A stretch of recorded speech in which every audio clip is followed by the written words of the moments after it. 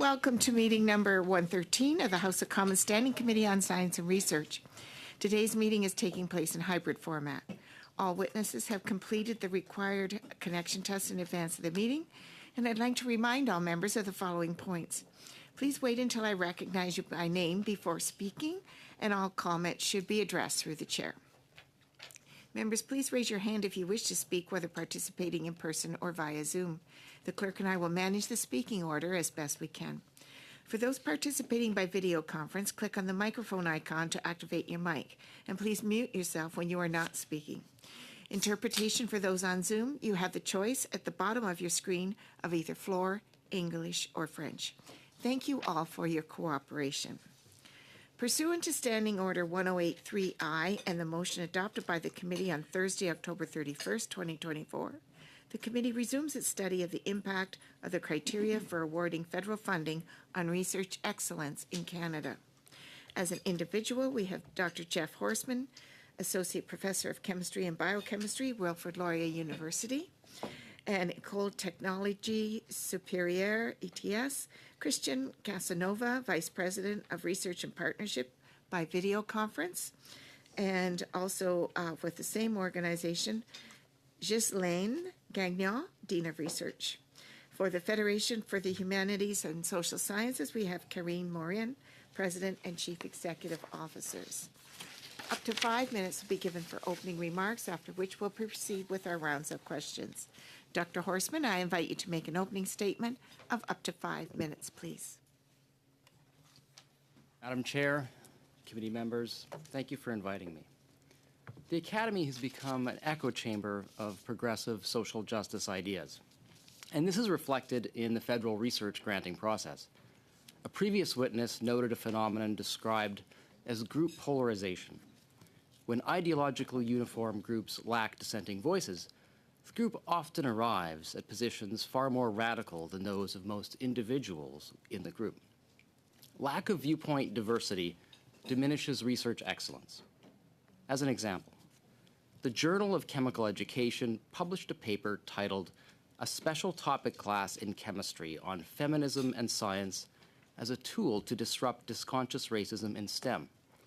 This paper described the development and interrelationship between quantum mechanics, Marxist materialism, Afrofuturism pessimism, and post-colonial nationalism, and attempted to problematize time as a linear social construct. Our government funded a research grant titled "Decolonizing Light, Tracing and Countering Colonialism in Contemporary Physics," where the authors aim not to find new or better explanations of light or seek scientific truth. Rather, they plan to address the marginalization of women, Black people, and Indigenous peoples for social equity. The journal Cogent Social Sciences published a paper titled "The Conceptual Penis as a Social Construct," in which the authors used post-structuralist discursive criticism and the example of climate change to argue that the conceptual penis is better understood not as an anatomical organ, but as a social construct isomorphic to performative toxic masculinity.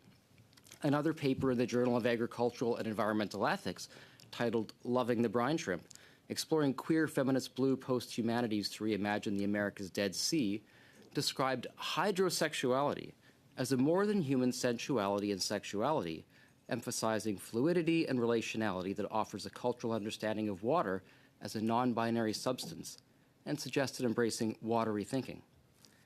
As it happens, one of these papers turned out to be a hoax and was later retracted by the journal. If you are not familiar with this story, and I am afraid that most people are not, you will doubtless have trouble discerning which one was the hoax, which tells us that a great deal of scholarship has been ideologically corrupted to the point of being, quite literally, beyond parity. So the question is, do the criteria used to award research funding contribute to this polarization? I believe that they do. Many will assure us that we can trust committee chairs and rubrics like merit indicators to protect against radical ideology and politicization. I disagree, because in addition to ideological uniformity among academics, some of the merit indicators themselves are highly progressive. Chief among them are those involving equity, diversity, and inclusion, or EDI. Now, here I want to clarify what EDI means, its real-world consequences. These include barring people from faculty employment based on ethnicity or sex. When confronted with this reality of racial discrimination, EDI advocates often retreat to more defensible positions like research design. For example, ensuring that seat belts are manufactured to account for the smaller frames of women, or ensuring that both male and female mice are used in experiments. But examples like this have nothing to do with EDI as it is practiced. These examples simply highlight poor experimental design. Sloppy science is not improved by disenfranchising white men. It's improved through inculcating a culture of high standards and open debate. EDI fails on both counts. It lowers standards by disqualifying applicants by race or sex. Moreover, many people with integrity will not go along with this and will self-select out of federally funded academic research. With respect to open debate, I can personally attest to many examples of soft censorship. For example, tenured professors have told me they are too scared to attend academic discussions challenging new ideas or directives involving EDI or indigenization. I hope you agree that ideological conformity, restricted applicant pools, and loss of open debate are all at odds with a thriving research culture. I urge you to remove EDI from all aspects of federal research funding. Thank you for your time. Thank you for that opening statement. We will now turn to Mr. Casanova and Mr. Gagnon. I invite you for an opening statement of up to 5 minutes between you. Thank you, ladies and gentlemen of the committee.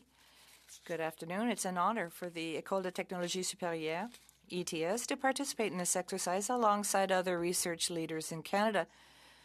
Thank you for this invitation. I'm Christian Casanova, Executive Director of Research and Partnership at ETS, and I'm accompanied by Ghislain Gagnon, Dean of Research. We're both researchers, and therefore we are particularly sensitive to research funding criteria. Ranked second among engineering faculties in Canada, the ETS's mission is to promote the technological and economic development in the country through applied research activities that contribute directly to technological innovation. We're convinced that tangible solutions to the major upheavals in our society can be found only through research and innovation. As you know, in recent years, the federal granting agencies have adjusted the criteria used by evaluation committees. In 2019, 5 of them signed the San Francisco Declaration on the Evaluation of Research, known as the DORA, a major change to prioritize the qualitative evaluation of projects. ETS research pertains primarily to engineering. The vast majority of our federal research funding comes from NSERC. From our perspective, the implementation of changes by this organization is rigorous and adequate.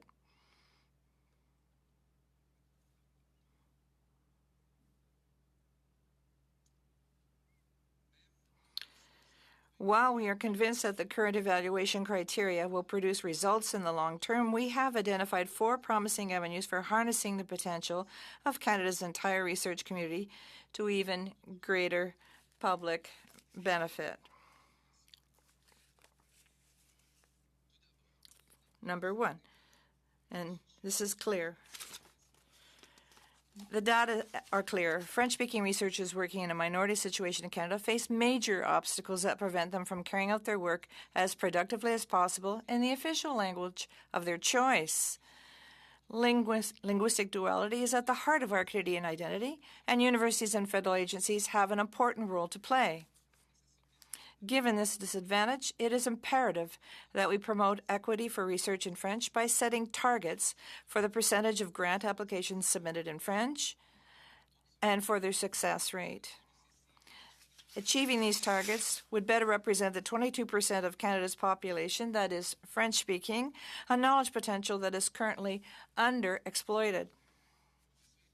Next, we recommend the continued implementation of DORA criteria and principles in the evaluation of funding applications. At the same time, we recommend that these principles be further promoted in the scientific community, notably through awareness-raising campaigns to remind people that DORA enables the intrinsic quality of research to be assessed in a variety of ways. Furthermore, as the evaluation of DORA criteria and principles require greater involvement, we would invite funding agencies to provide incentives to encourage the active participation of the scientific community in the evaluation process. It's important to allow time to adapt to this change and to fully and objectively measure its impact on the real and complex issues facing our society. It would be counterproductive if we were to go back to the days of evaluating quantitative metrics. On another issue, the school is convinced that the complex challenges facing our society require interdisciplinary and cross-sectoral research teams. As it has been proven that excellence and impact are more difficult to demonstrate in a context of interdisciplinary research, we would like to see evaluation criteria adapted to encourage this type of research.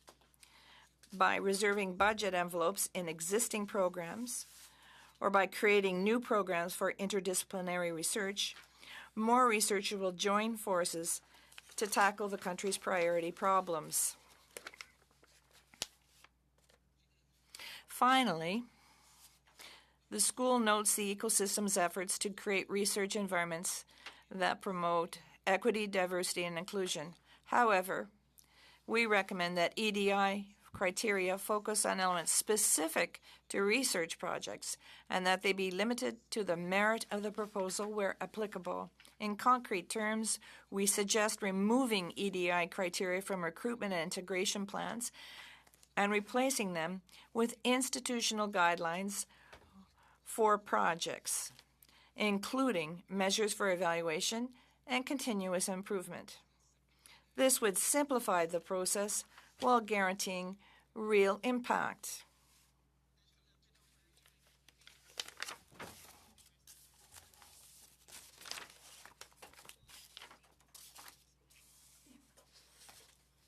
Your opening statement, please. Merci. Bonjour, chers membres du comité. Good morning, members of the committee. My name is Karen Morin. I'm President and Chief Executive Officer of the Federation for the Humanities and Social and Science. I'm very pleased to be able to talk to you about the impact of the criteria for awarding federal funding of research in Canada. Is the national voice for our disciplines dedicated to the advancement of an inclusive, democratic, prosperous society. Our membership includes 76 post-secondary institutions and 80 scholarly associations, representing a broad community of more than 90,000 researchers and graduate students across Canada. Our membership recognizes that research excellence across all disciplines has long been a hallmark of Canada's research system and it remains strongly committed to this goal. J'aimerais présenter 3 idées principales. I'd like to present 3 main ideas. First, it's important to note that funding agencies offer a variety of funding opportunities that target different outcomes and therefore set different evaluation criteria. In addition, there has been a worldwide evolution in the way research is evaluated, and the Federation fully supports Canada moving in this direction. And finally, regardless of funding opportunities, peer review remains essential in determining research excellence. Namely, it must be carried out by members of the research community with the requisite expertise to determine the quality of the research. Each of these 3 points in some more detail. Funding agencies establish different funding opportunities to achieve different goals. For the humanities and social sciences, the Insight grants administered by SHRC are a flagship program. It focuses on building knowledge and understanding about people, societies, the world. The evaluation considers 3 overarching aspects of an application: the aim and importance of the research endeavor, the feasibility of the research plan, and the expertise of the researcher or research team. In contrast, the New Frontiers in Research Fund is one that supports high-risk, high-reward interdisciplinary research. As you might imagine, the evaluation criteria will differ to focus on each of those elements. Overall, to leverage Canada's full research capacity, we need flexible criteria to measure excellence, we must be cautious of a one-size-fits-all approach. For example, citation patterns and publication formats differ in the humanities and social sciences and are markedly different than the STEM fields, making traditional bibliometrics-based assessment tools much less relevant and less effective in our disciplines. In fact, there has been an evolution in expanding the criteria by which research is evaluated beyond such bibliometrics indicators. In this regard, I wish to emphasize the agency's continued engagement in international initiatives, such as the San Francisco Declaration on Research Assessment, as well as the Coalition for Advancing Research Assessment. These initiatives have helped recognize that how we determine research excellence must reflect and adapt to new disciplinary approaches and also new research-related activities that are undertaken to generate knowledge and to disseminate it to achieve greater impact. Finally, peer review remains critical, irrespective of the funding opportunity. This entails having relevant experts to assess the quality of the research proposal. In all instances, peer review aims for the assessment of a grant application to be fair and unbiased. It also aims to ensure there are no conflicts of interest and that confidentiality is maintained. In closing, I wish to reiterate that research excellence requires inclusive frameworks in which an array of disciplines, of research methods, and of researcher perspectives all contribute to the production of new knowledge and its dissemination.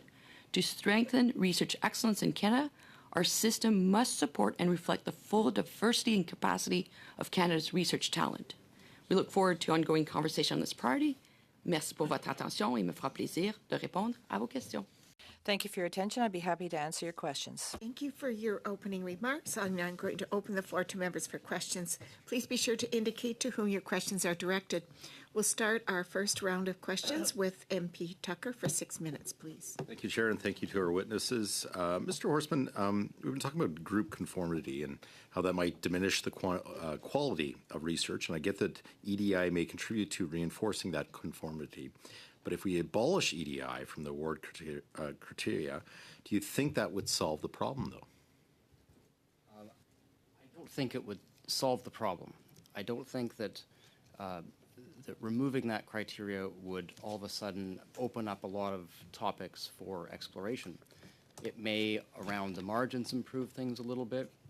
You might, for example, see a little slightly more improved environments for research without some of these EDI, I guess, bureaucracies. But I think really the problem is that you don't have a diversity of different opinions and viewpoints present in the university and in the broader research ecosystem. So I don't think that that it's really the end all. One thing that I think we should consider is sort of this endless expansion of more and more grants, types of oversight bodies, more funding bodies.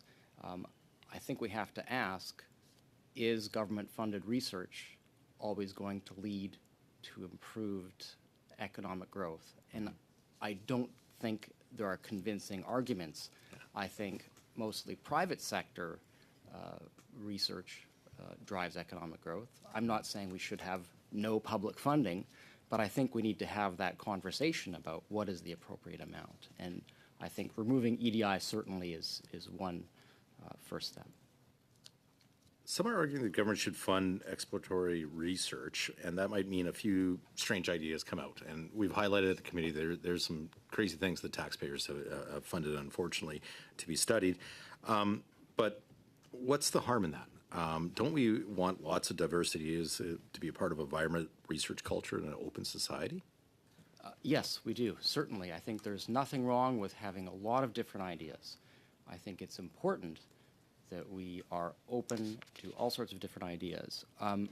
There are a couple of problems, however, is that there are essentially two different worldviews at play in the university now. And I think what we have to recognize is that many of these ideas, as some of the examples I showed, are part of a strain of thought called critical social justice. And I think they are not playing by the liberal science rules that we're accustomed to.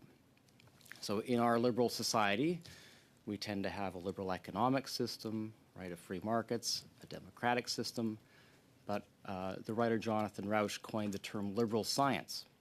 And liberal science is any knowledge production system, be you a scientist, journalist. To generate robust knowledge, there are really only two rules.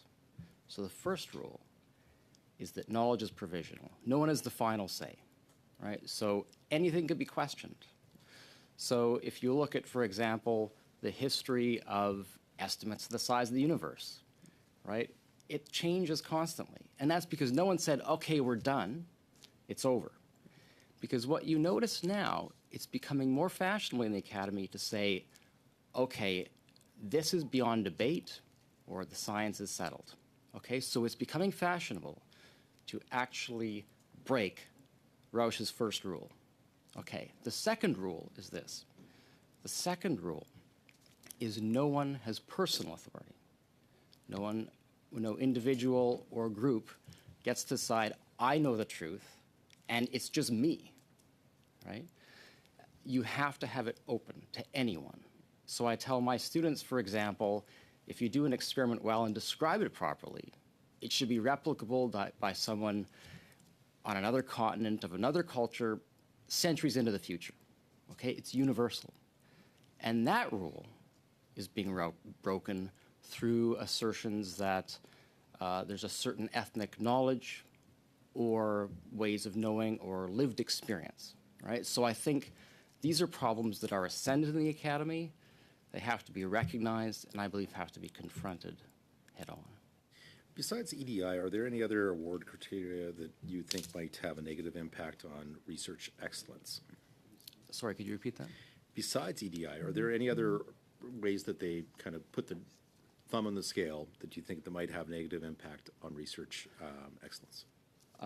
I think there are a few issues. So, for example, some of the merit indicators for the Discovery Grant, for example, which is one I'm familiar with. If you look at some of the merit indicators for the proposal, they'll include things like socioeconomic and environmental impacts. Well, that's open to interpretation, right? So you can imagine if you're a progressive, you might say, well, a proposal that seeks to reduce emissions would be beneficial impacts. Whereas someone else, perhaps a more conservative person, might say, well, something that's better that if it expands oil and gas production and leads to economic growth, right? So there's no agreed upon definition of what that is. It's really open to a value judgment. And I think, again, because many academics tend to be much more progressive, you tend to prioritize certain types of research over others. Thank you again for your work you do at the universities. We're out of time, but I encourage you to write any additional briefs on different questions that get asked today. It is helpful for the report writing that comes here shortly. Thank you. So thank you. So now we'll turn to MP Longfield for 6 minutes, please. Thank you, Chair, and thank you to the witnesses. I want to start my questioning with Dr. Moran. When you were in your testimony, it was sounding to me a lot like you're pulling pieces out of the San Francisco Declaration on research assessment, and then you mentioned it. So what's the state of play in the academic community using some of these ideas from, I guess, 10 years, 12 years ago now? Is it something that's being embraced by the academic community? Well, I think it's been about a decade because it is a significant evolution, and so embraced by the community incrementally and growingly, I would say, and perhaps with some leadership from the funding agencies. So indeed, over the past decade, I would say that the funding agencies have been looking to recognize that bibliometric indicators, which were much relied on in certain fields, are really not necessarily a definitive assessment of the quality of the work. It certainly can be seen as having been published in a prestigious journal, and to just therefore conclude of its high quality can sometimes be a little bit of a erroneous shortcut. So, by moving away from those types of metrics, what we're trying to say is it's not just the quantitative aspects of the research that we want to, or of its impact that we want to measure, but the qualitative. One way in which this is becoming most, that it will come to the fore even more, is that the funding agencies have indicated that they would move away from the type of a CV template that researchers would submit along with the applications, where they would be describing and listing at length publications, for instance. The narrative CV, as it's sometimes referred to, would allow a researcher to select what they wish to highlight and describe in more qualitative terms what has been the impact and what it is that the research was, what motivated it, and how it came, what results were achieved, and how it can be of benefit.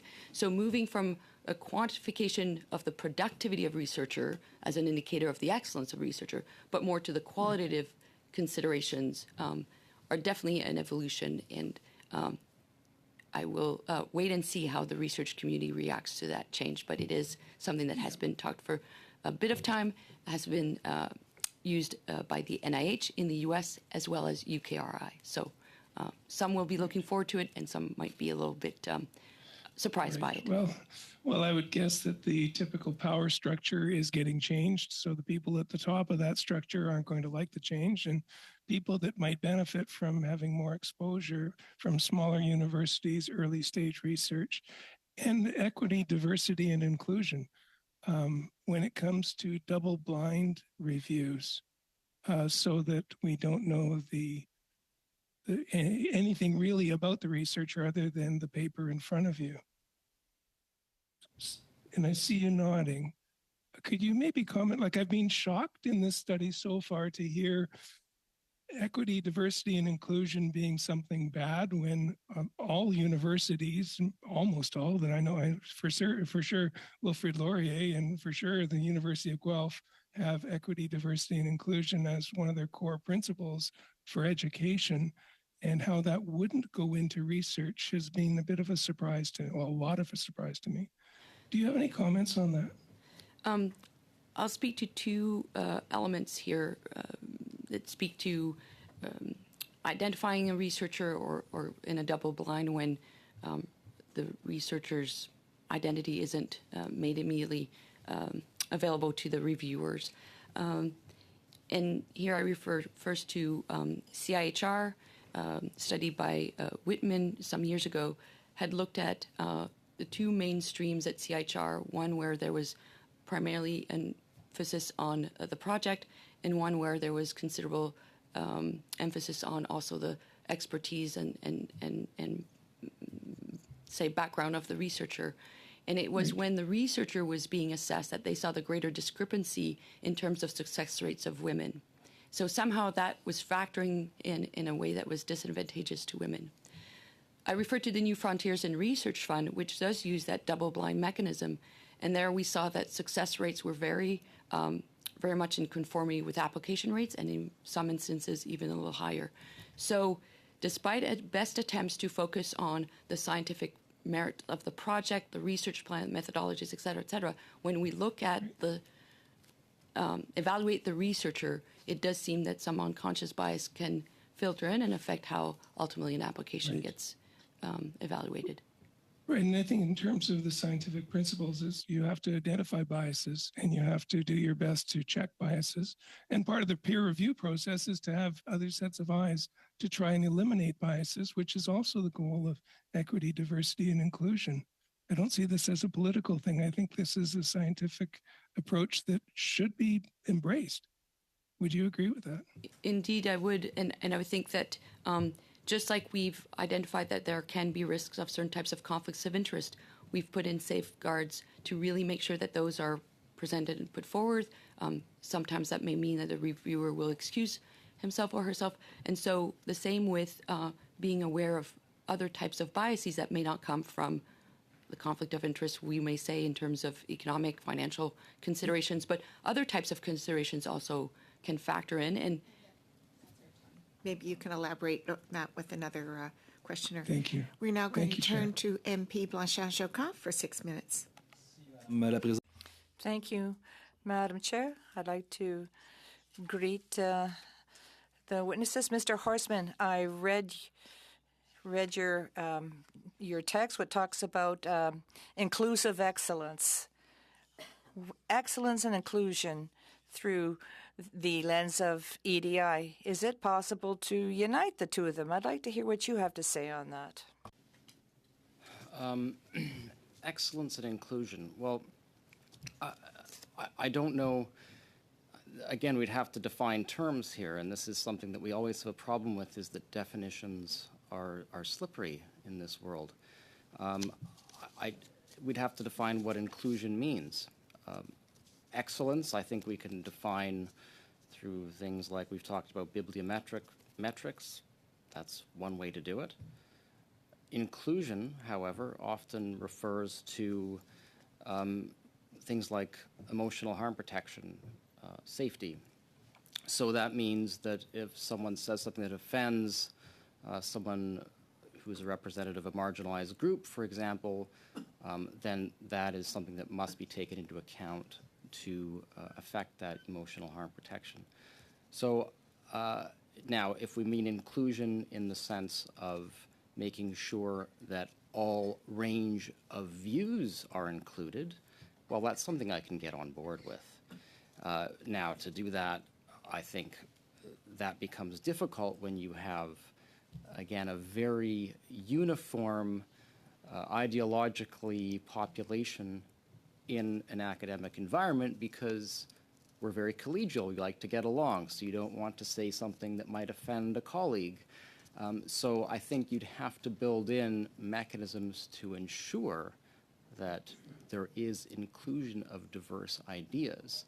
I suggest one of those might be implementing some sort of official mechanism for a devil's advocate type of approach, where you actually bring in people who can articulate the strongest possible argument on either side of an issue. I think that could culturally change things. Merci. J'aimerais vous entendre concernant Thank you. The reality check report of David Eskell that said that the training in EDI is inefficient and may even lead to prejudice. What do you think of this conclusion? I think that conclusion seems to be strengthened all the time. We just had another report out last week or the week before from the United States, out of Rutgers University, I believe. This report actually did some experiments where they showed that a lot of these diversity trainings actually increase negative responses towards certain groups. So, for example, I believe they had people read different passages of text. One would be a text on something completely benign, like corn production in the United States, and the other passages would be from books by critical race theorists like Ibram X. Kendi. And depending on what passage they read, they would then interpret a very neutral circumstance in a different way. So, for example, they would be said, okay, a person applied to an elite East Coast university, and after an evaluation by an admissions officer, they were rejected. People who had read Ibram X. Kendi passage, for example, were, I can't remember the numbers, say 30-some%, considerably higher likelihood of interpreting some sort of misdeeds by the admission officer if they had read that. So I think it's, again, I think there's a lot of evidence that EDI does cause problems. Merci. J'aimerais vous entendre sur des faits partagés. Thank you. Other research have said that their colleagues or even their facilities even lied about their convictions on things such as AI or ChatGPT without any tangible evidence of proving the efficiency of ADI. How does this approach, does it really help science, or does it do the opposite? I guess as I'm understanding the question is using ChatGPT to write an EDI statement, improve the EDI statement. Okay, well, I guess probably it would give you a good EDI statement. I think the problem with an approach like that is that it highlights a serious problem fundamentally, that people would even think it's okay to just outsource your thinking to ChatGPT to write an EDI statement. And this, I think, highlights a really important problem when government grants require you to state what your values are that are in accord with a government research body, that you should be promoting these set of values. And so what I've seen many colleagues is some of them are just resigned to the fact that, oh, well, I don't agree with it, but what are you going to do? I've made my peace with it. I will just say what I need to say. So that means you're incentivizing lying. So now we will turn to MB Cannings for 6 minutes, please. Well, thank you, and thank you for being here, the witnesses. I'm going to turn to Ms. Morin to talk about the criteria that, where this study is about criteria used by the federal government to assess and fund research. I don't know if you'd be, if you could just maybe tell us how that works now.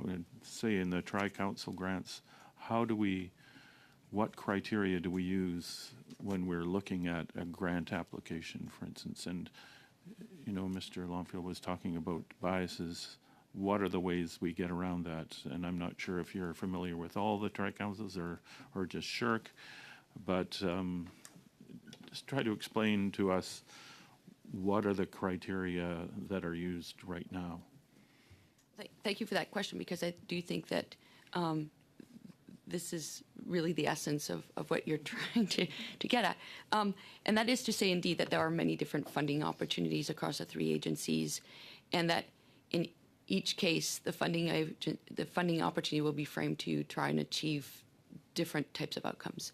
The one I was referring to in site grants for SHRC is considered sort of the traditional investigator-driven research funding opportunity, and sets forth the sort of what I think is expected credentials of the researcher, demonstration that the researcher will have the ability to undertake the research, so that feasibility of a research plan, and also a worthwhile question that is well framed, et cetera, et cetera.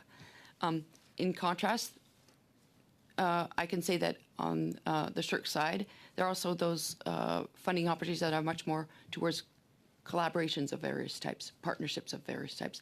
And so then what will get evaluated is much more that selection of a partner, the fit with the partner being able to, or collaborator being able to demonstrate its commitment to the endeavor. So it really does vary greatly. One instance where there has been a sense of, and here in referring to NSERC, an expectation that there are EDI statements, which I think is a slight mischaracterization of what is asked, in that researchers under those discovery grants are expected to engage in the training of their graduate students, of others that are participating in the research in the lab environment and whatnot, and asking that the researcher, principal investigator, take on responsibilities towards fairly supporting all that are part of the research endeavor, making sure that there are opportunities for the different types of individuals who are participant in the research. That sort of training plan that is put forward is where we would ask that all be treated equitably, that there be recognition that a diversity of whether it's backgrounds or academic training and whatnot, that diversity will be respected and embraced, and that there will be a sense of belonging that is established in a research environment, seem relatively a responsible expectation of those who have the responsibility of training the next generation. And just to change, I guess, moving up or down the ladder, one of the things that is often used to assess the expertise or of the researcher is their publication record. And so we have the criteria used to assess those publications when they're being submitted. So it becomes kind of a once removed version of that. How are those papers generally? I mean, I imagine it changes somewhat from journal to journal, but how are they, what criteria are used there? Or is there more of an attempt to have an anonymous reviewer situation where the reviewer might not know who they are? I know often the reviewer has the right to remain anonymous in some cases, but what's the general system in the sort of SHRC world? So coming back to the SHRC world and that instance of insight grants, indeed a researcher would demonstrate expertise in referring to work that has been published, and certainly there can be recognition of a very relevant journal for a particular discipline, or a very good fit of having published certain type of research in certain types of journals. So there will be that sort of qualitative assessment that is a reasonable assessment to make. But what gets dangerous is, or perhaps a shortcut, I should say, is to only look at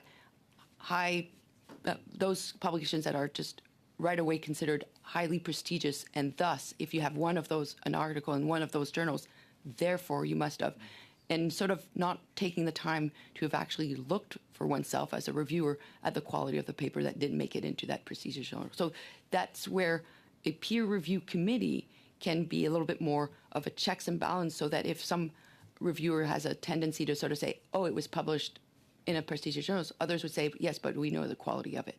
And that's where the DORA, the Declaration on Research Assessment, is really trying to displace that focus on prestige, citation factors, et cetera, to qualitative quality of the actual piece of work. Oh. Maybe you could pursue that with your next round.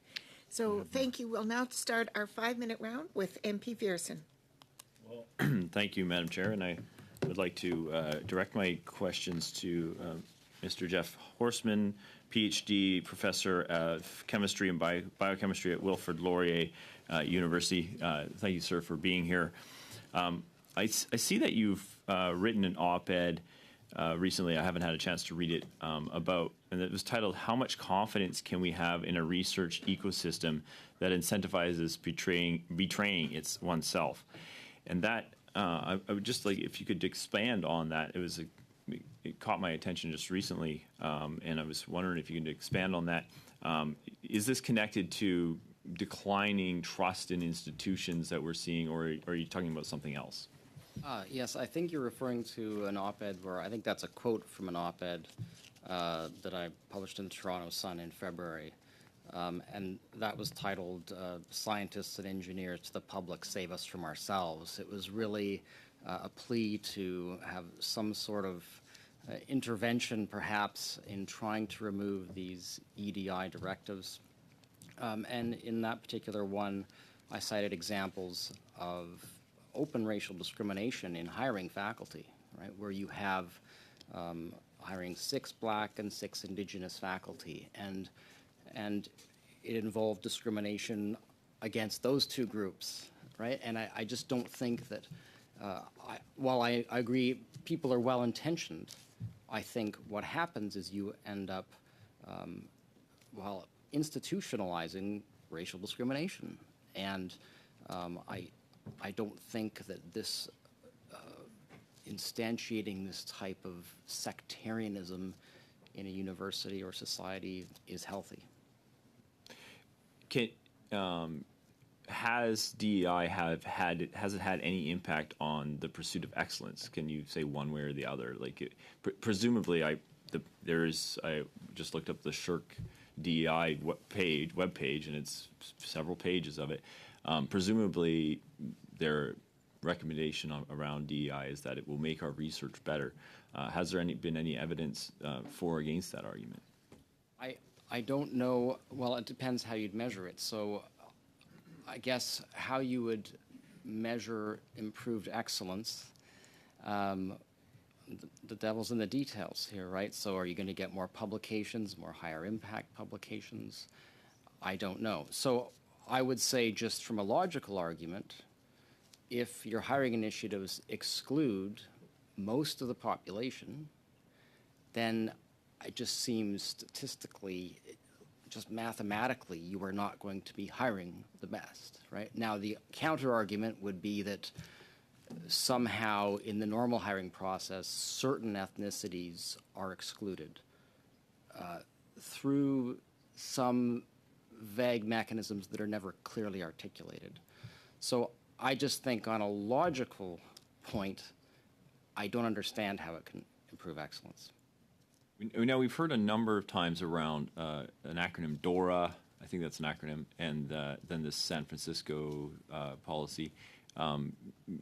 Could you recommend those things, and can you maybe just explain them a little bit?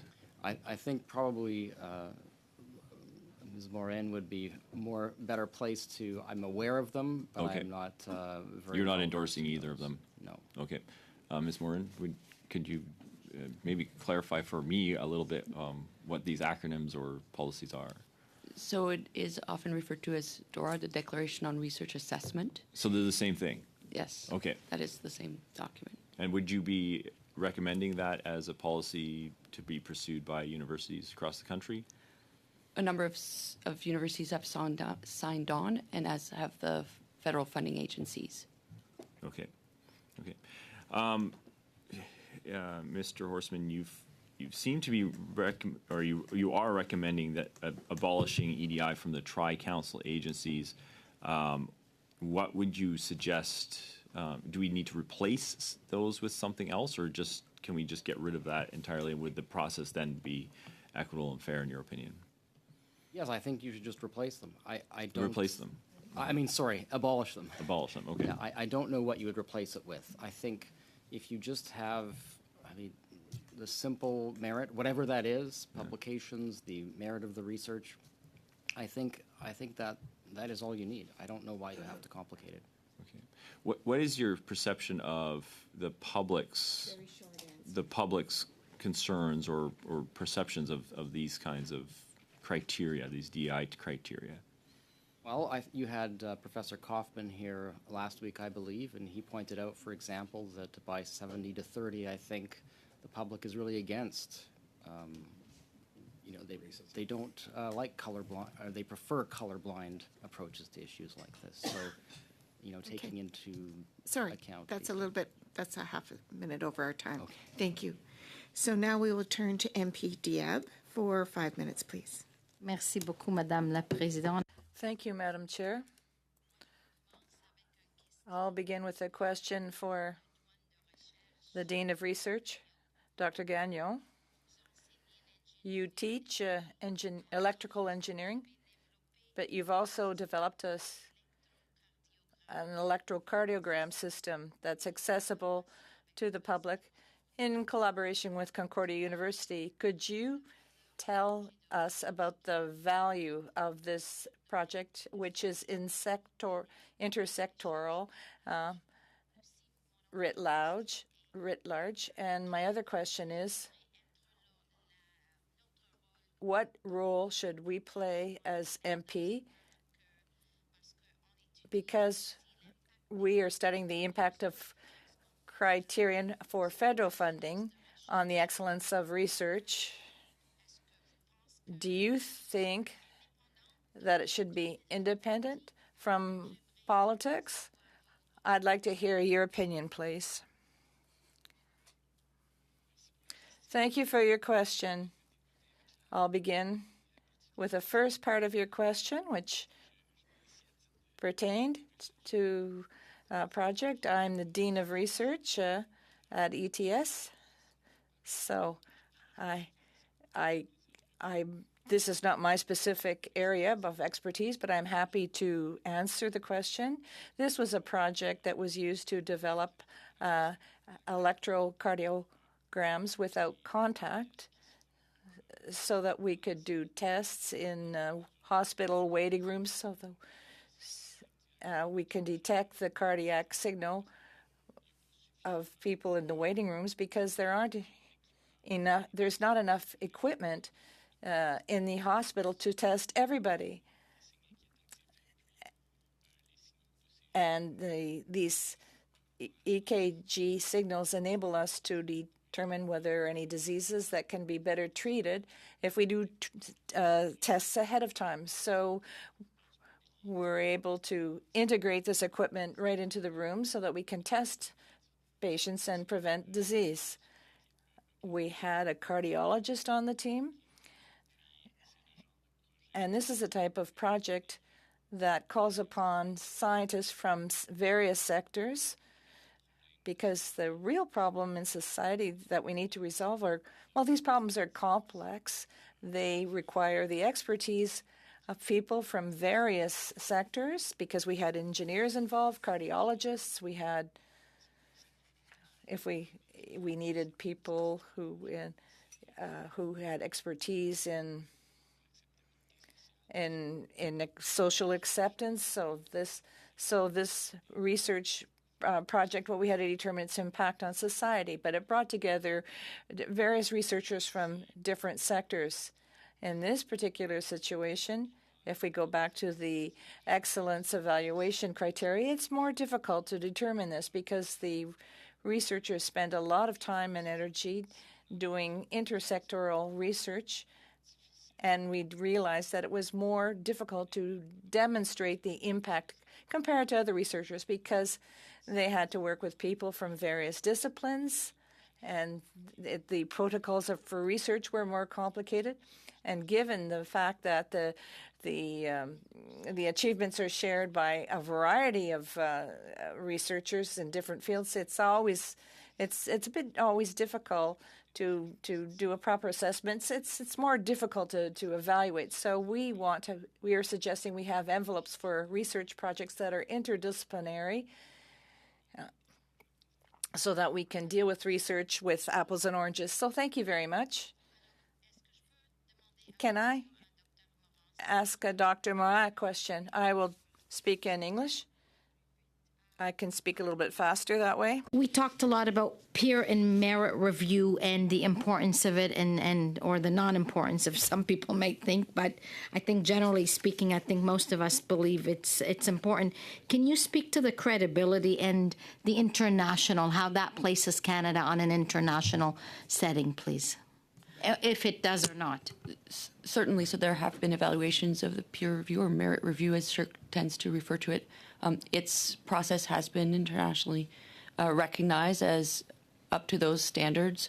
There is careful attention that is careful consideration of the entire makeup of a committee, the diversity of views that will be present at a committee meeting and that will have an opportunity to exchange.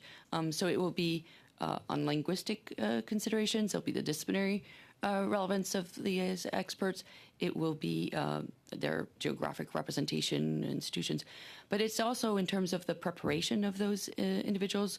I've referred to guidance on matters of conflicts of interest and confidentiality. I've mentioned guidance on conscious bias. And then just to say that there are also staff involved in assisting in an adjudication process that is objective and based on the relevance of the information in front of committee members. So I don't know if I have any time, but in my opinion, I believe if there's federal funding, I believe considerations such as including more diverse and more populations and more people like women, like Indigenous, like whatever, is important. I guess, can I hear you on that? You represent over 91,000 researchers and grad students. Absolutely correct. That diversity is also very significant, and it is brought into those committees for that very reason. Thank you. Thank you very much. Thank you very much. We'll now turn to MP Blanchard-Jacques for 2.5 minutes, please. Thank you. My first question is for Mr. Casanova. You talked about incentives to promote equity of research in French. Can you elaborate, please? If I may, I'll let Ghislain answer. Yes, perfect. Thank you, Christiane. I just start off by saying that research in French, I have a few figures over the past 5 years, and all 49% were in French and 62% for the applications. And the success rate for various groups, well, it's the only group where there's a significant difference. And on the other hand, 400 applications were submitted in French for 13, and compared to 13,000 applications in English. So often French researchers submit their applications in English, and those who submit in French have less chances of success. So in our opening statement, we talked about establishing targets for the percentage of applications submitted in French and for improving the success rate. And we believe that the solutions will come from people with expertise in the field, and we feel that, and in the absence of targets, the people who are in these funding agencies should be able to come up with ways to hit these targets, and they could start with something that would lead to greater equity, giving more space to write research projects in French. It takes up more space to describe a research project in French than it does in English. So the funding agency should be sensitive to the needs of French researchers. They submit more applications in French, and if we had targets, well, we will be open to other solutions. And if I may, the perverse effect is that we have colleagues who would like to write their application in French, but they hesitate to do so, and they decide to do it in English because they think that they'll have a better chance of getting funding, and that's unacceptable. Merci, Madame la Présidente. Je vais... Thank you. Ms. Morin, you talked about the importance of the DORA, which calls for greater diverse evaluation. Does the Federation of Humanities, did you sign the San Francisco Declaration? No, we did not sign this declaration. Did you approve the recommendations? We're in favor of the recommendations. And what's missing? What about these universities who haven't signed on? Over time, this declaration has attracted a lot more attention, so there's a little bit of catch-up going on here. But the funding agencies are changing their policies to go along with that. So I think the university, the academia, is starting to sign on to this declaration more and more as well. And now I'll turn to Mr. Cannings for 2.5 minutes. Thank you. I'm going to go back to Ms. Moran and finish a thought that I had just as I was cut off. And that we were talking about peer review, and it strikes me, we're just, I think in the last meeting we had on this, there were talk of how many papers are being, I'm talking now about peer review of publications. And this, I guess, comes into peer review for project applications as well. But the trouble with peer review is that there's only so many peers out there, and there's, I think we heard there was 2 million to 8 million papers published every year. There's a lot of journals that are kind of spurious in terms of, what they're publishing. Maybe some of them were the ones that Mr. Horstman was talking about. But, I hear a lot from former colleagues of mine who are just kind of overwhelmed with peer review requests. Is that a problem when you were talking about going from peer review to peer review committees? Now you're looking for more people, it seems, and it all sounds like a good idea. I'm just wondering about the capacity of researchers to take part in this. Thank you. I think it is an important question, important consideration. So I think that when assessment of productivity is so much on the quantity, we get to this challenge where there is peer review fatigue. There is such a high volume of publications that has to be distributed amongst the relevant experts to get the work published in an ever increasing number of journals that has been spiraling in a way that is somewhat unsustainable. So when a declaration, the San Francisco Declaration, tries to move us away from that productivity of in volume, but more in quality, then we hope that indeed we might see a bit of a recalibrating of the effort that is required of peers to evaluate each other's work, so that if it isn't always the race to publish more, but in fact to publish in a smarter way. And if a narrative CV is no longer an invitation to have pages and pages that list hundreds and hundreds of publications in the case of very prolific scientists towards the end of their career, but if we ask those very scientists to select a half a dozen of their most important work, then suddenly we may see a little bit of a not as great a race towards more publications and a less burdensome load on peers to evaluate each other's work for the sake of getting it published. Time. So thank you so much. If you have additional comments that you wish to submit through the clerk, you can certainly do that.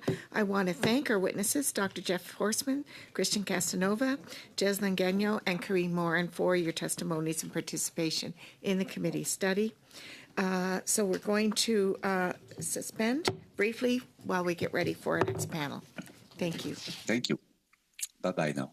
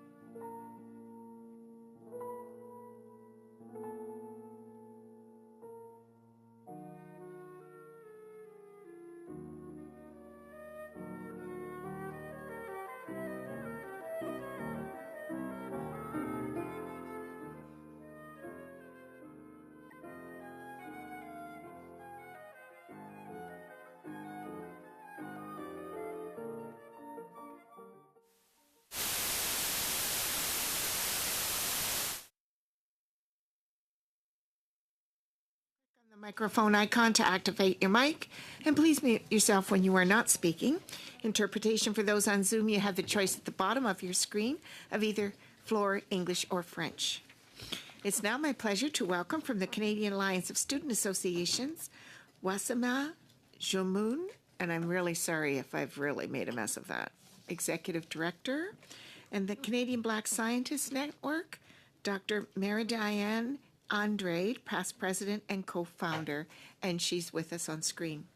Up to 5 minutes will be given for the opening remarks, after which we'll proceed with our rounds of questions.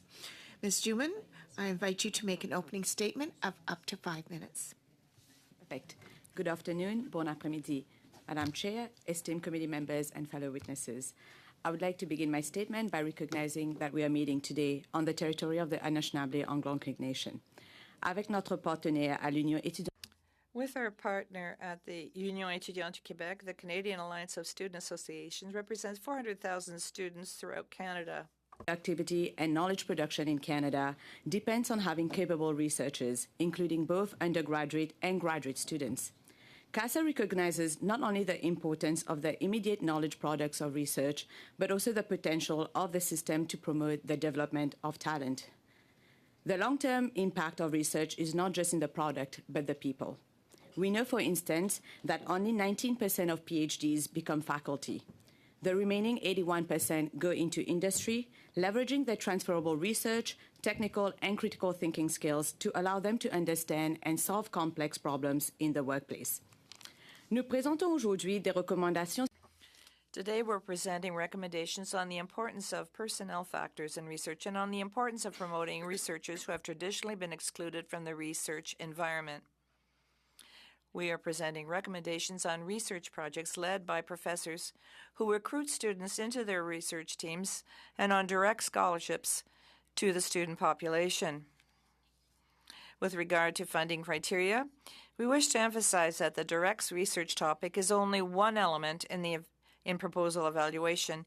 CASA wants to emphasize the importance of evaluating proposals in terms of Canadian talent development. Benefits for graduates and undergraduates supported through federally funded research projects are currently spread across different evaluation criteria during applications. This means that personnel plans can be obscured by other factors. CASA believes that federal funding programs like Insight and Discovery Grants should have a standalone category with a focus on both quality and quantity of opportunities for personnel training. In addition, CASA advocates for institutions with faculty receiving federal research funding to ensure that students involved in these projects receive adequate support. This could be made up of institutional funding, teaching assistantships, and private industry support, as well as funding from the federal research grant. CASA also supports improving access to those students who face barriers participating in Canada's research ecosystem. We encourage the funding agencies to provide feedback for graduate students and postdoctoral scholars who fail to receive an award so that they may improve in future applications. Avec la consolidation des bourses. With a consolidation of the Vanier scholarships into the new streamlined Talent Awards program, Canada's lost a small niche of funding for outstanding international PhD students working on projects that benefit the country. We encourage this committee and the government to maintain a flow of doctoral funding for which international students are eligible. We also recognize the continuing importance of supporting Francophone research and therefore endorse the recommendations of the Bouchard report on Francophone research. We believe that this committee's report on French language research contains many promising recommendations in this area. Furthermore, Indigenous researchers face unique barriers, and we have a statement from Benjamin Kutcher, Chair of the National Indigenous Advocacy Committee at CASA. Quote, supporting Indigenous researchers is essential for fostering equity in academia and advancing diverse perspectives. Evaluation committees must broaden their criteria to value Indigenous methodologies, community-based research, and culturally significant topics. This approach acknowledges the legitimacy of Indigenous knowledge system and addresses systemic barriers. Inclusive evaluation practices empower Indigenous scholars, enrich academia discourse, as well as contribute to meaningful and community-driven research outcomes that uphold principles and reconciliation and Indigenous sovereignty." End quote. Finally, we wish to note that the new capstone agency will have an ongoing role in ensuring that criteria continue to be relevant. Student representation on the capstone agency's board will represent the student voice in the agency's ongoing program design and oversight. Canadian student researchers are a key element to driving Canada's productivity and innovation. Our hope for this study is that funding criteria will help them achieve this, not just through research itself, but through promoting the development of the skills that will help graduates and their future employers succeed. Thank you for your time. Merci, and I look forward to your questions. And thank you for that. So we will now turn to Dr. Andrade. I invite you to make an opening statement of up to 5 minutes. Thank you, Madam Chair, and thank you to the committee for inviting me to discuss this important issue. I've thought a lot about research excellence, how we define it, and how we assess it.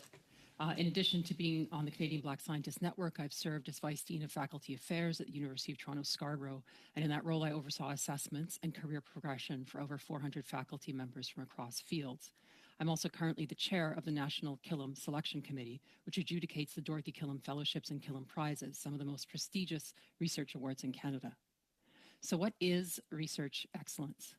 Most people agree that excellence is consistently producing research that is rigorous, repeatable, and transparent, with positive impact on the field of study or on society. Impact is one of the key elements of excellence, but it can be very hard to assess in the short term. In retrospect, impact often involves disruption and innovation that breaks with conventional thinking or use in a particular area, adding something novel and valuable to theory, practice, or translation that benefits society.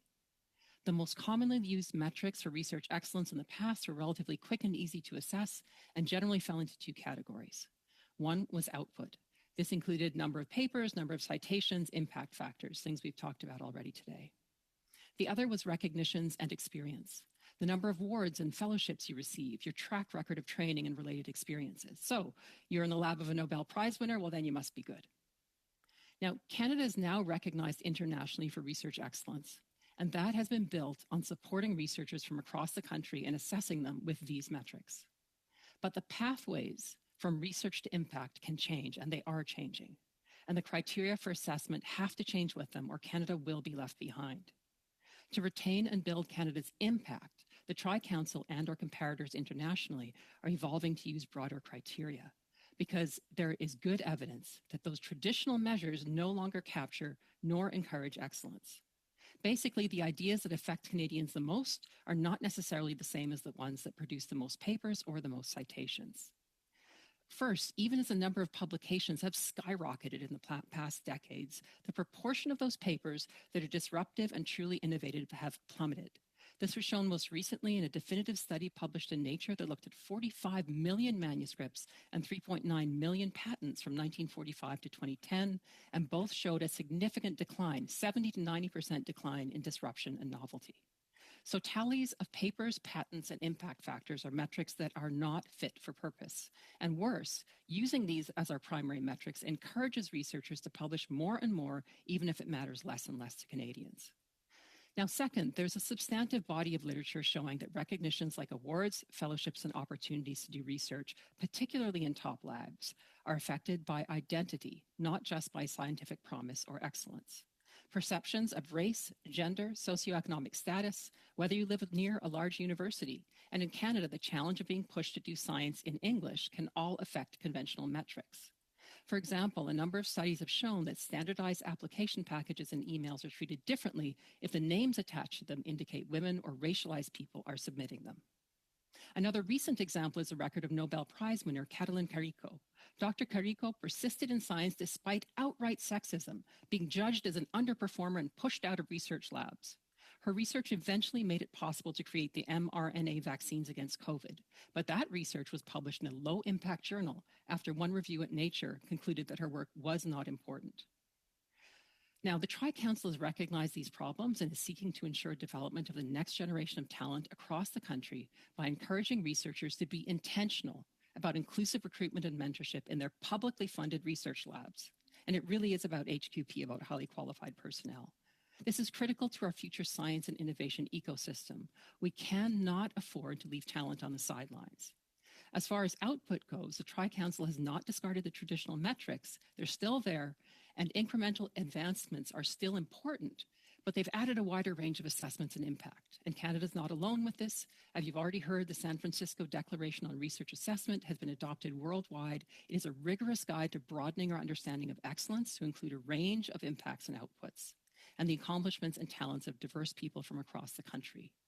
Change is never easy, but this evolution of our understanding of measuring excellence is critical to retaining Canada's international impact and our international fuel for innovation.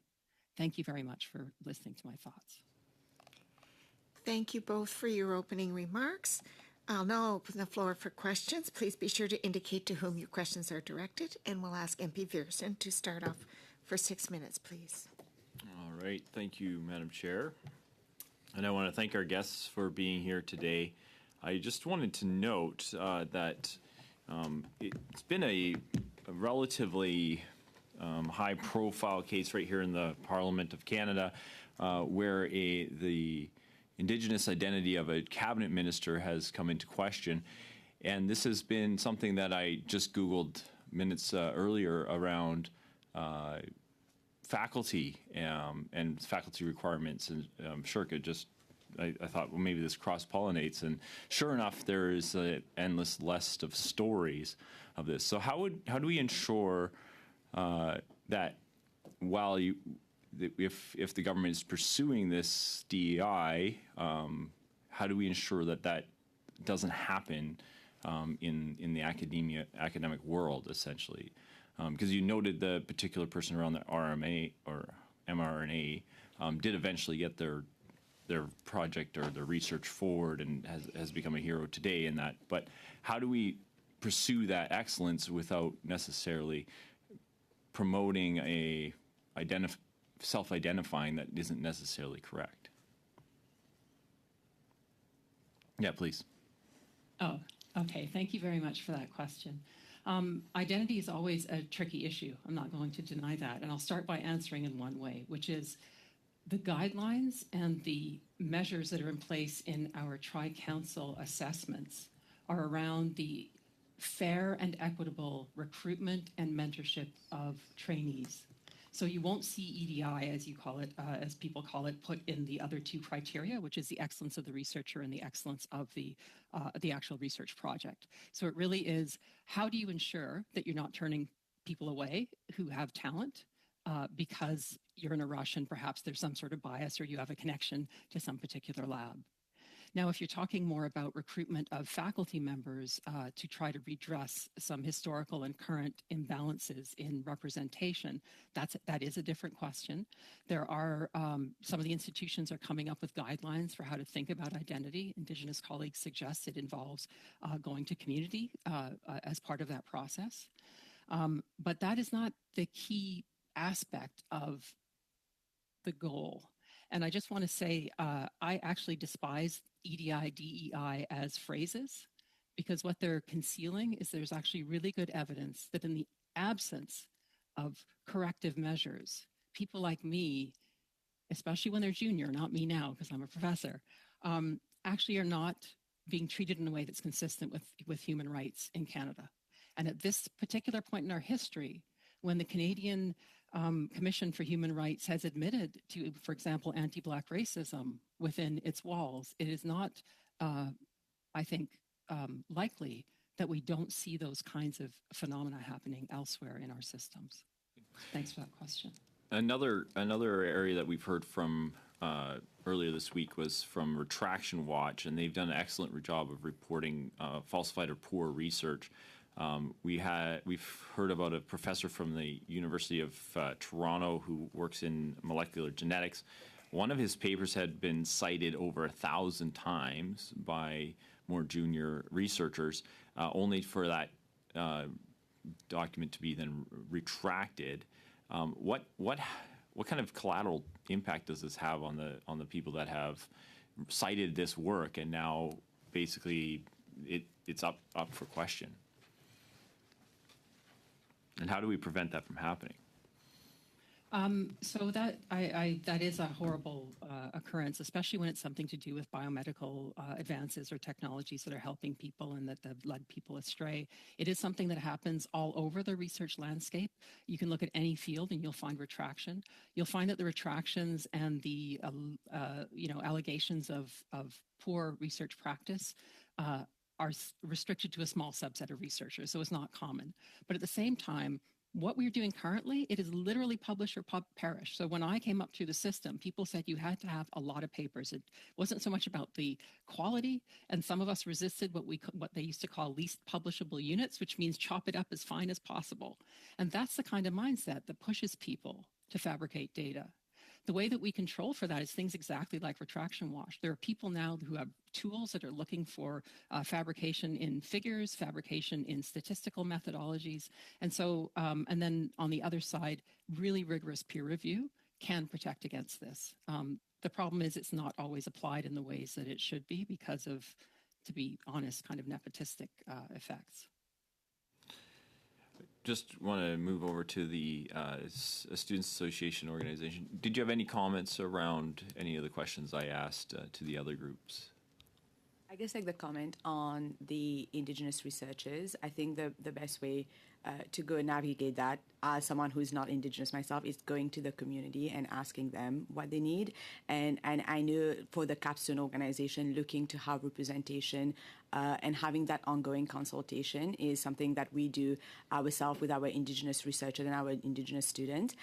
So I think like in a way to be able to better represent them and kind of know what they need is to go directly to them, but also having them around the table. And in terms of fraudulency, like as Marianne kind of mentioned, is about the rigorous peer review, but also it's not, there's like no tolerance for fake information, but having a process that's more rigorous and kind of not penalizing everyone for bad behavior, but also hopefully having a little bit more rigid criteria would mean that like people are not producing articles in like volume, but in quality. And I think that's why this study is currently happening too, is like how do we have that criteria and that impact to ensure that this doesn't keep on happening and quality is over quantity being produced. Place to end. It's a little bit over. So now turn to MP Jazik. Thank you, 6 Madam minutes. Chair, and thank you to both our witnesses. I will start with you, Dr. Andrade. Congratulations on your recent award at the Canadian Science Policy Conference here in Ottawa. We're very pleased to see you as one of our witnesses. Now, during the course of this study, we have heard some implications from other witnesses that there is a requirement to espouse progressive points of view as opposed to perhaps more conservative views. In your experience, have you ever been aware of this type of a requirement in terms of funding applications by individuals, organizations? Thank you for that question and for the congratulations. So I think that it is sometimes the case that people can be in a department, say, that has a particular culture. And they may feel pressured to speak in particular ways or use particular language. Our funding agencies, though, they have a rubric, and the rubric is pretty extensive. And as I said, for example, the NSERC Discovery Grants, which I'm most familiar with, there's 3 chunks. One chunk is the excellence of the research. Equity, diversity, inclusion actually doesn't show up in there unless you're doing something to do with gender, in which case you have to deal with GPA+, which just means you're doing good research, right? And then there's the excellence of the researcher, and then there's highly qualified personnel. In Canada, if you haven't thought through how to deal with the fact that you're going to get diverse applicants and that there's well-documented, not intentional effects of bias on how we judge each other, then you're not doing your job as a researcher. We're publicly funded. We have an obligation to the people of Canada, which includes everyone in Canada. And then on the flip side, we need to make sure that we are, in fact, allowing that talent to grow where it is. Thank you for that. And perhaps, Ms. Juman, I think you've heard some of the witnesses' position as well in terms of some sort of bias towards more progressive points of view that need to be somehow expressed in the grant application. Are you aware of anything amongst all your agencies, all your students who you represent? I think from what we've heard from students as well, and I think like the narrative CV does help with people bringing a little bit more of their perspective, but I think it's about like having that diverse perspective and also the investment in the people that we are having. And I do agree with Dr. Andrade there in terms of we are trying to have as much diverse perspective around the table, and if they and doing like justice to the federal funding program, like if you are to do research for the economy, for the innovation of the country, and you're kind of investing in the talent and the skills of the people. So when we look at research, we're looking at not just the particular project, but more so the people that you're investing, because these are the people in a future years that will become the innovators and the entrepreneur and will be hiring people. So having that diverse perspective does allow for diverse people and investment in diverse people within the system. And you are seeing that impact in the types of training opportunities that are available to students. You're seeing results, I presume. Yeah, and even like study and research have shown like 5 years after graduating, like doctoral students make on average, regardless of streams, around like 94K per year. So you could see like in the long term, there is some investment in the skills, and they might not necessarily be doing directly in their research, but the transferable skill, the critical thinking skill, starting their startup or working for a company. So the long-term investment is there, and we see our students really having the benefit learning in schools about the being a graduate student and then transferring that into the workforce, which I think the country does definitely need to expand when we look at the unemployment and the labor shortage that we're experiencing. Thank you. Dr. Andrade, perhaps again another comment from a witness earlier today that I think was very appealing, and it was, how does a particular research application lead to improving Canadian prosperity, economic prosperity? To what extent is that kind of a criteria used in evaluation of any particular funding by the Tri-Council, in your experience? Are you aware of such a need to look at potential economic prosperity? I think it depends on the case the researcher makes in their area of study. So there are some where you could draw sort of a fairly direct line to economic benefits. So for example, if you're an engineer, if you're patenting things that you can see that you're bringing to market, if you're talking about translational research, if you're talking about biomedical research, you can argue by easing the disease burden in Canada will be improving the economy as well. So there are these fields that are like that. There are others where there's incremental gains that aren't immediately obvious. So to go back to that example of Dr. Carrico, that paper was published in 2005, and it was used in 2020, right? So it's very hard in any one short-term research project to demonstrate economic advantage. But if we gut that opportunity isn't there. I don't know what would have happened, how much longer it would have taken to get a vaccine against COVID if we didn't have that paper from 2005.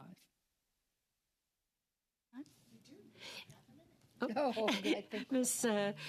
Juman, have you and your students and the organizations thought about ensuring that there is some reference to potential future economic prosperity? Yeah. Of course, and I think like one statement I remember I heard some students say is like to find a solution for a problem tomorrow, you need to start doing research yesterday. And I think this is like the important part is research doesn't happen overnight. And when we also look at the multidisciplinary part of research, it doesn't just take one type of person. You need like a whole ecosystem. And when you look at the prosperity of the research ecosystem, the work like as Dr. Andrea very nicely mentioned, like something that was published in 2005 is now being used in 2020. But let's say this was not published in 2005, would we have gotten there? So I think it's like realizing and recognizing that the research ecosystem is more holistic and it doesn't happen overnight, but it takes years and years of work and from different people around the table to get to where we want to be. Thank you. So now we're going to turn to MP Blanchard-Chocot for 6 minutes. Madame la Présidente, je vais... I have questions for Ms. Juman. You're supporting the advisory committee on the Bouchard Committee with respect to French research and applications submitted in French. What's your position with respect to the current funding that's offered? If it's all right with you, I'd like to answer in English. Bouchard report, we are looking at the recommendation 22, but also at the committee's research is around the recommendation number 17, supporting the bilingualism part of research. If someone is looking to conduct research in bilingualism, I think they should be incentivized to do that. So that's a piece that we very much endorse and support. But also just in generally, with our partner with the Union étudiante de Québec, I know currently they are running their own campaign provincially around research for Quebec as well. But I think one piece they keep on pushing is for research to happen in French as well. So we do support the recommendations brought forward by the committee on supporting students who are looking to do francophone research. But the bilingual piece is definitely something we very much support at CASA, and I was pretty pleased to see in the committee's report as well. D'accord. Est-ce qu'il y a des modifications? Are there any changes that you would make with respect to the criteria so that it's better adapted to Francophone researchers? Do you have any recommendations that you could make to us? Not exactly, but if we look at international students who have backgrounds in Francophonie, we will be able to use that and to bring them here to Canada and to do research in French, because when we look at the majority of researchers who come to study here, they are usually studying in English, but we think we need to have students who want to conduct their research in French as well here in Canada. Data shows that the French content is declining in sciences in Canada, regardless of the discipline. It's more and more difficult. Would CASA be in favor of having a funding mechanism that would provide incentives to develop knowledge in French? With our partner, we would support Francophone research, and we want to support those students who want to conduct their research in French. Your group promotes equality of opportunity, and with respect to access to post-secondary education, we know that there's a concentration of funding. 80% of the total funding in Canada goes to research. So with you, 20% of don't have the possibility to develop and really expand their potential. What would you suggest so that there's a bigger pool of students who can have access to funding, and eventually can we modify the criteria so that there is real equal opportunity for all?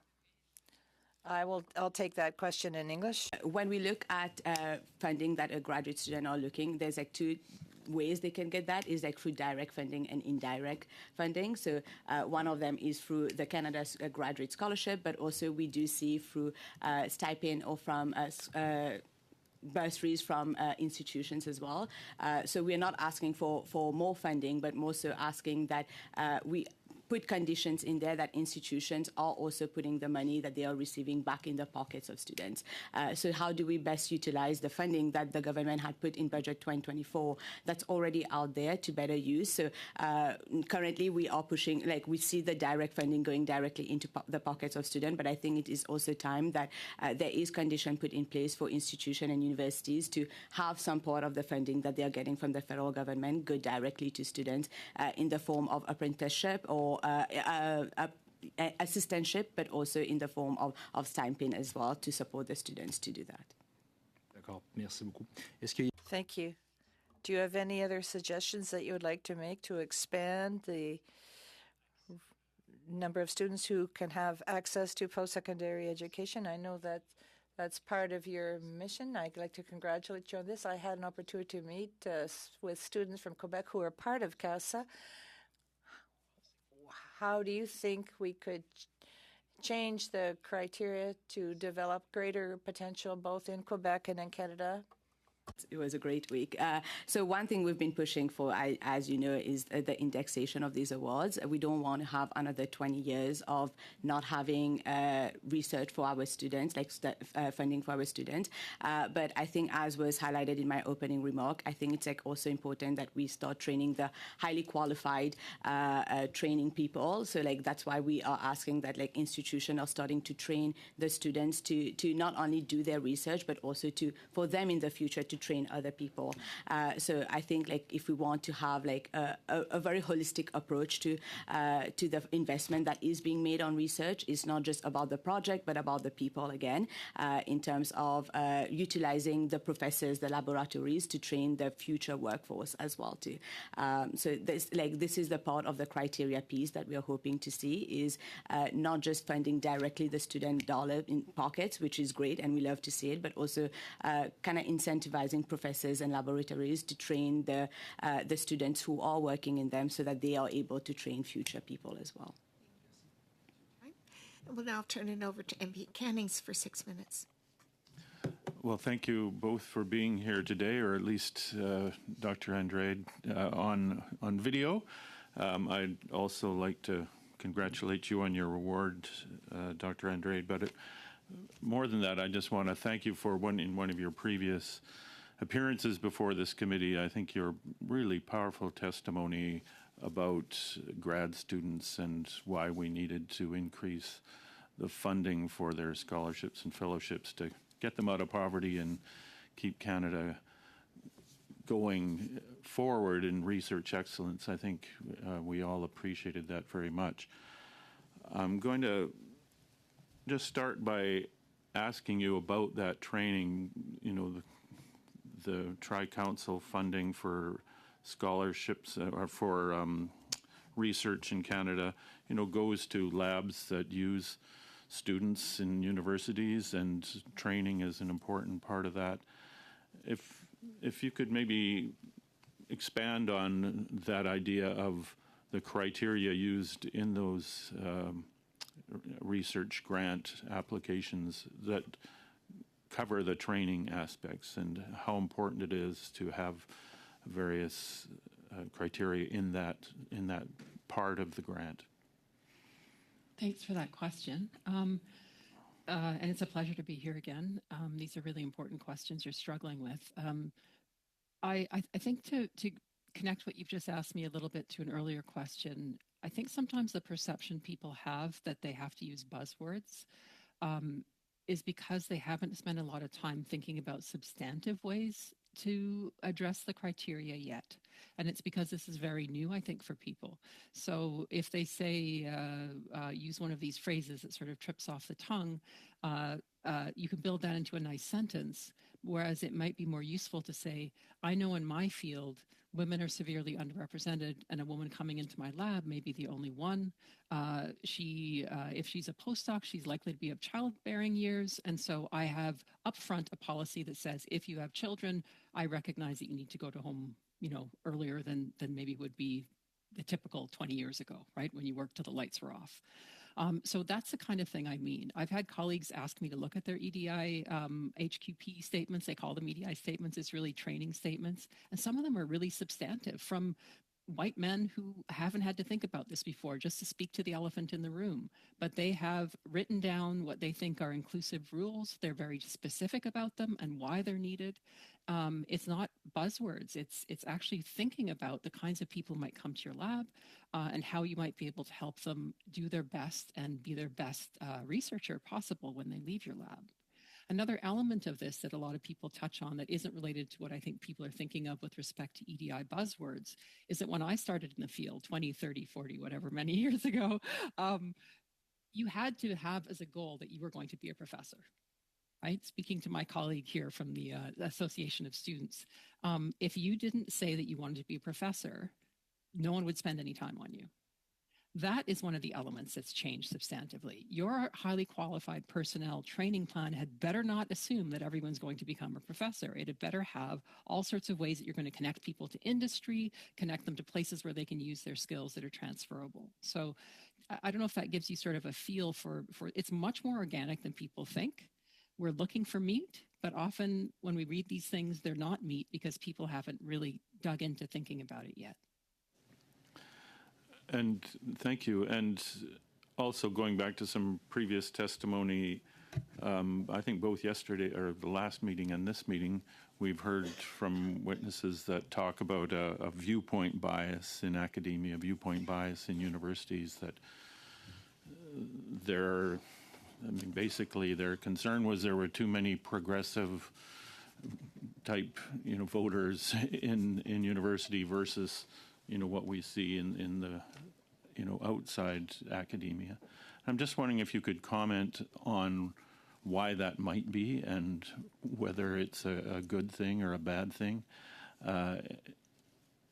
Whether it's self-selected people going into academia or whether it's something that academia forces on them. I guess I can't really speak to that directly because, I don't talk politics at work. I'm a science nerd, and most of my colleagues are too. So we dig into the science we're doing, and I don't see how my politics would really affect that. I do have to say, as a Black woman, I do want everyone to feel free to come to work, but I don't want to be subject to violations of my human rights at work. Right. So there's a line, and Canadians are pretty good at walking that line. I think we have hate language regulations, but we also allow a lot of flexibility. At my institution now, they're having whole sessions on how to have civil conversations about challenging issues. And then outside of politics, there are a lot of differences of opinion about just about everything. People will fight tooth and nail about some small element of a scientific theory. But I don't see the same thing as my colleagues are talking about. And I don't know if that's because people don't speak these things when I'm in the room. But I would welcome the conversation. The other side of my life is talking to people about inclusive practices in academia. And we very much go to people where they are and want them to engage with us in a really earnest way. How much time do I have? Well, that's it. Okay, well, I might. So now we will some more start our time. 5-minute round with MP Benlaw. Juman, welcome. You were here when Professor Horstman was presenting his information. Do you have any thoughts on what he was presenting today at the committee? Sorry, myself? I'm sorry, I missed the very beginning. That is me? Okay, I'll take that one and then I'll pass it to you. But I think just in generally, when we've been talking to students and also talking to future graduates of the country, wanted to highlight that even the Canada Research Coordinating Committee highlights that research consistently shows that a diverse research workforce is critical for driving the excellence and innovation of the country. For instance, if we are looking at the biomedical fields, if we are looking at finding a vaccine for infectious disease, the way it impacts people of color is very different from it impacting a different people of color. You're indifferent to what he was saying, or you think he's out to lunch, or he might have a little bit, he might be right, or you don't want to say? Just in general, I think the supporting of EDI within the Tri-Council agency and the criteria is very significant if we want to advance the diverse perspective of people. Yeah. Okay, and Dr. Andre, do you want to touch on that, or you want to leave it, or? No, I'm happy to touch on that, and sorry for jumping in. I didn't hear the beginning. I want to acknowledge that whenever you start something new, there are challenges. And I do think that one of the challenges is that some people haven't dug into this in a way that allows them to understand what's being asked. And the result of that is buzzwords. There are also people, like in any system, who exploit the fact that there's this new range of things people are supposed to be able to understand. And they don't necessarily always understand it. So when I hear, for example, that EDI training doesn't work, I don't think training ever works. But I think most people like to learn about something new when it's relevant to their context.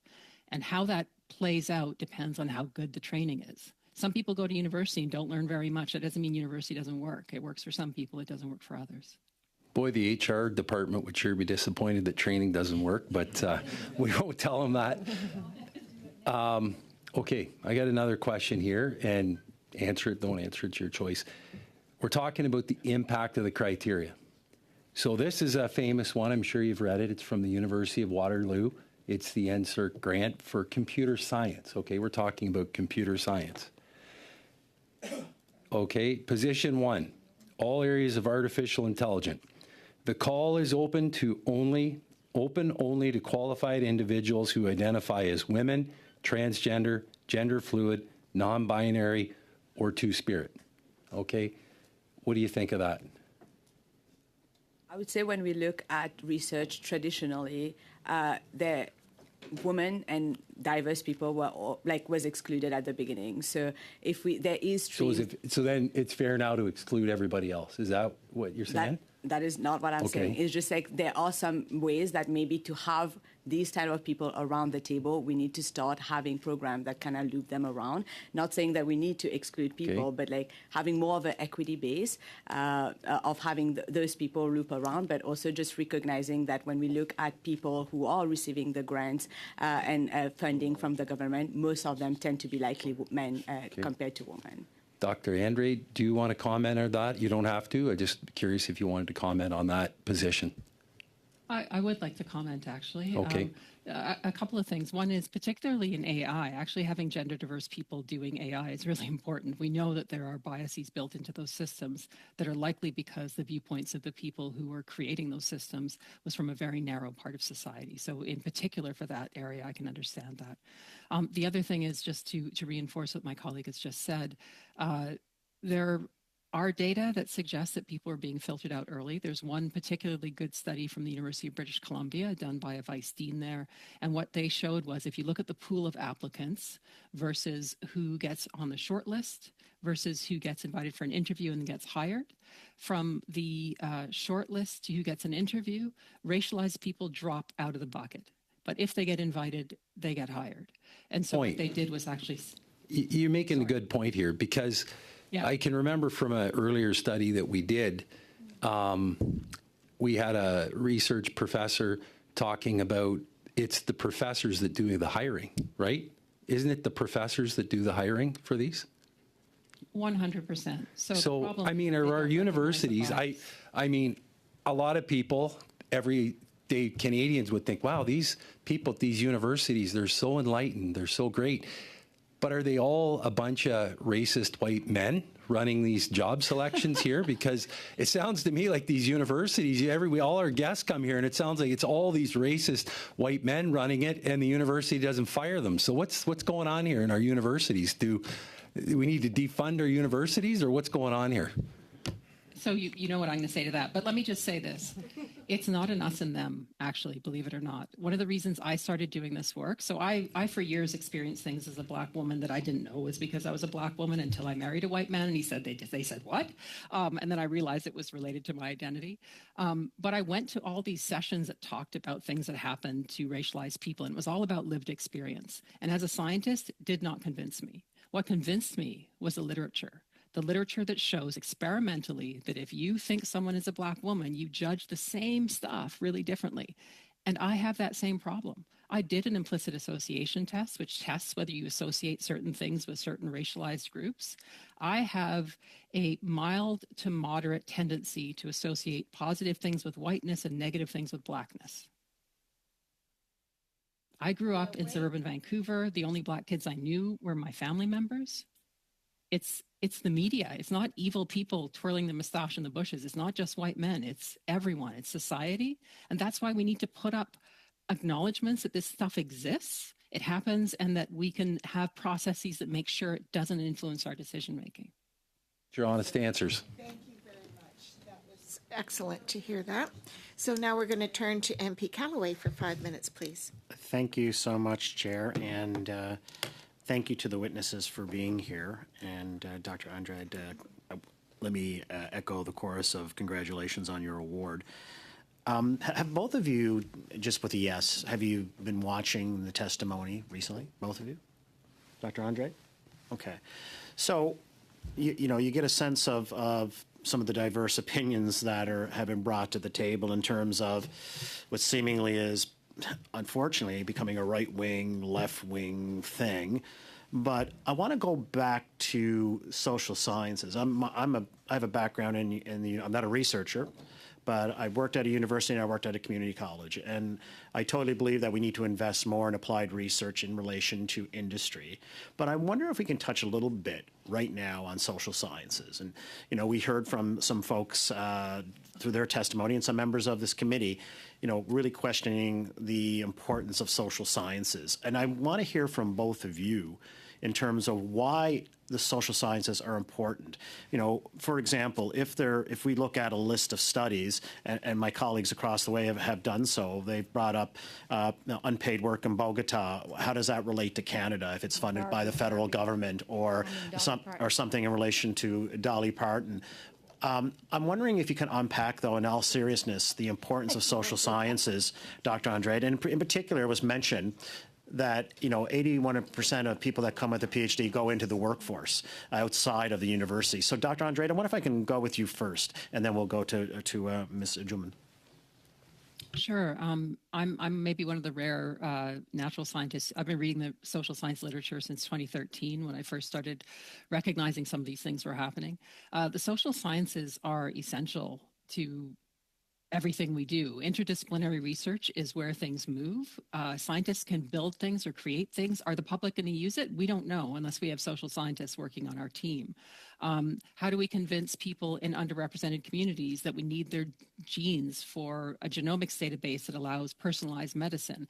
We need social scientists to say what's the history of what's gone on in that community and how do we get them to trust us in a genuine sort of a way. I just think social science is critically important to all the big problems that we're trying to solve right now. We do have to work across fields. Interdisciplinary research is essential. I agree with my colleagues who spoke earlier about that. Thank you very much, Ms. Truman. I think I would echo what Dr. Andrade had mentioned is when we look at the multidisciplinary and the interdisciplinary of it, you need everyone around the table. You just don't need the scientist who is making the things in the lab, but you also need the people who are able to sell it to Canadians as well. So, and again, coding when we look at doctoral graduates, how much they are making, regardless of discipline, they make on average 95K after. So like they are contributing and they end up working in the workforce, similar to their peer who are not in social sciences as well. So I think it's like looking at the holistic approach and the interdisciplinary part of it takes more than one person when it comes to research. So it's not just in the lab, but also the people outside the lab who kind of connect with the community as well. Thank you both. And, you know, the testimony we've heard the last couple of days, again, has been diverse. Some of it I disagree with, but I think in some ways, to a certain degree, it's important to have all of those voices heard. But it got me thinking in the past couple of nights when I graduated from the University of Calgary with my master's, and I did a final thesis, and the instructors and the professors that were at the University of Calgary certainly had a particular political viewpoint.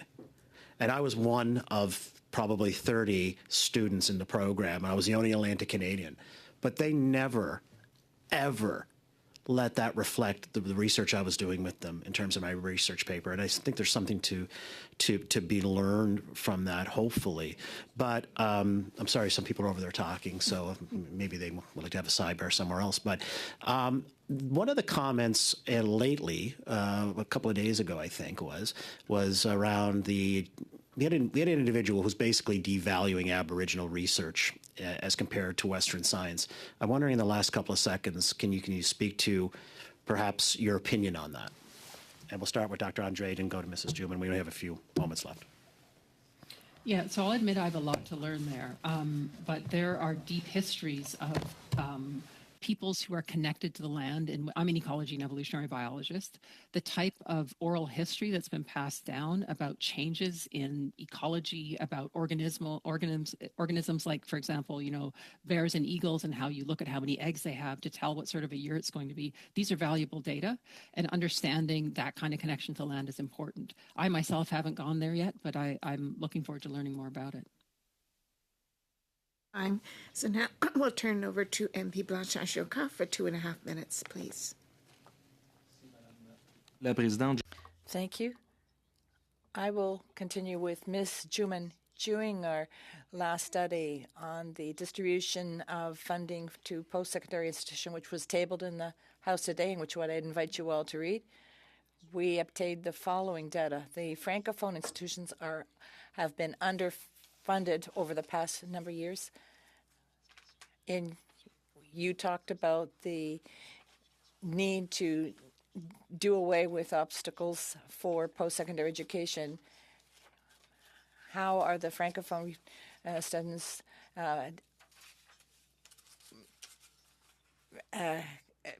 compared to urban Anglophones? Thank you for your question. I do agree with you in terms of like the lack of funding for French or Francophone institution. And that's why we have the partnership with the Union étudiante du Québec, because most of our Francophone institutions, there are multiple across the country as well, but most of them tend to be centered around Quebec. And I know like my partner are currently running their campaign in terms of seeing how the provincial government can also match that and also support that, because currently we are playing catch up on like investment that hasn't happened for the last 20 years. So it's about like how can we provincially as well support that, but also federally having criteria that will ensure that Francophone students who are qualified and have the merit to get those federal funding are able to access that. Merci. Est-ce que vous auriez... Thank you. Do you have any recommendations to make with respect to this deplorable and unacceptable lack of equality that have been around for 20 years? I would prefer to follow up with the recommendations sent on to you later. Thank you. Thank you. And then we'll turn to Mr. Cannix for 2.5 minutes, please.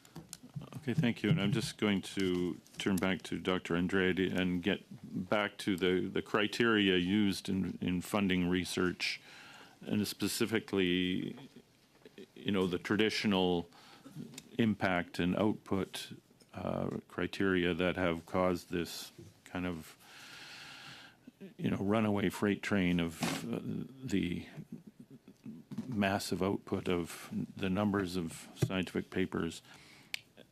And I think you touched on DORA, the San Francisco Declaration on Research Assessment, and, you know, that's been presumably taken up by the tri-councils. I'm just wondering, from your experience in NSERC, how is that being used, and is it having any effect?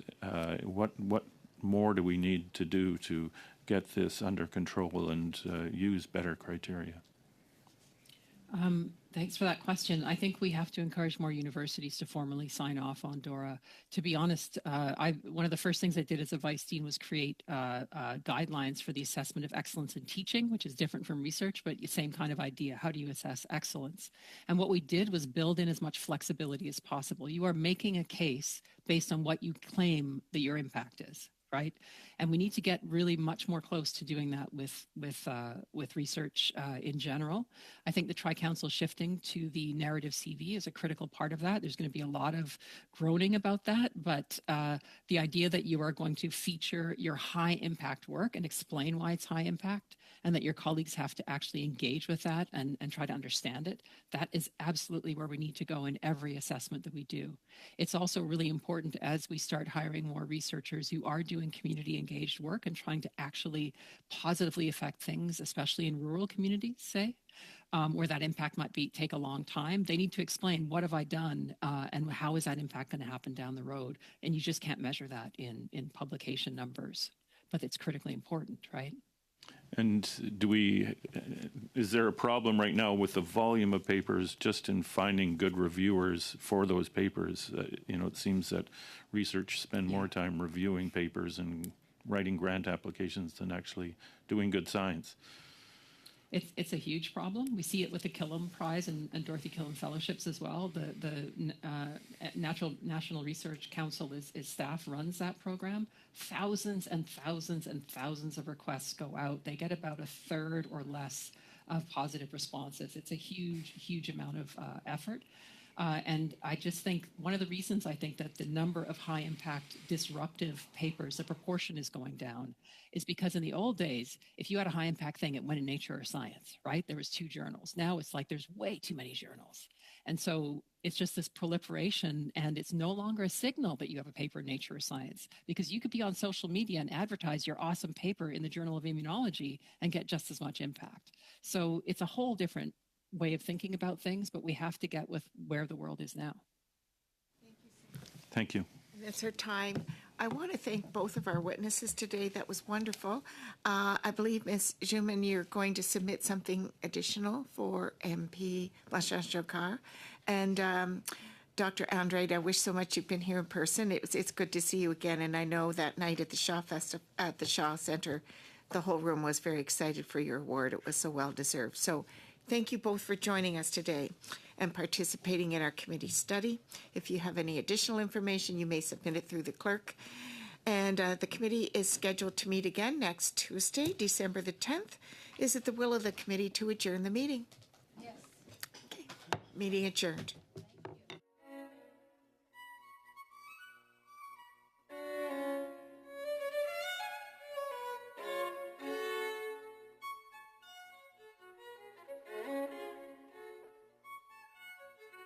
Thank you.